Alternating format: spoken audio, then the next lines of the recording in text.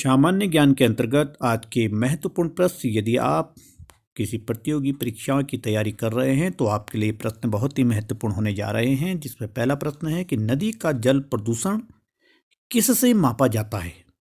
कि कैसे आपको पता चलेगा कि इस नदी का जो जल है वो प्रदूषण कितना प्रदूषित है।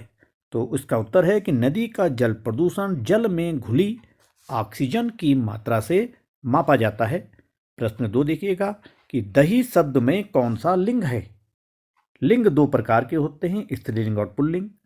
स्त्रीलिंग जिस संज्ञा शब्द से उसके स्त्री जाति के होने का बोध होता है उसे स्त्रीलिंग कहते हैं, और जिस शब्द से पुरुष जाति के होने का बोध होता है उसे पुल्लिंग कहते हैं। तो यहाँ पे प्रश्न है कि दही शब्द में कौन सा लिंग है। इसका उत्तर है कि दही शब्द में पुल्लिंग है। क्योंकि पुल्लिंग का कैसे पता चलेगा कि दही खट्टा है, दही मीठा है, इससे पता चल रहा है कि दही शब्द पुल्लिंग है। अब देखिएगा प्रश्न 3 कि वर्ष 2024 में 38वें राष्ट्रीय खेल भारत के किस राज्य में आयोजित होंगे। तो उत्तर है कि वर्ष 2024 में 38वें राष्ट्रीय खेल भारत के उत्तराखंड राज्य में आयोजित होंगे। उत्तराखंड से संबंधित बहुत ही महत्वपूर्ण प्रश्न है।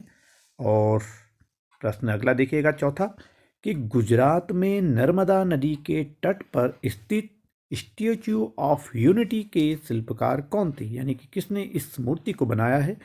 तो गुजरात में नर्मदा नदी के तट पर स्थित स्टैच्यू ऑफ यूनिटी के शिल्पकार आर.वी. सुतार थे। आर.वी. सुतार। अब देखिएगा स्टैच्यू ऑफ यूनिटी हमारे देश के प्रथम गृह मंत्री सरदार वल्लभ भाई पटेल की मूर्ति है, और यह विश्व की सबसे बड़ी मूर्तियों में से एक है, सबसे बड़ी मूर्ति है।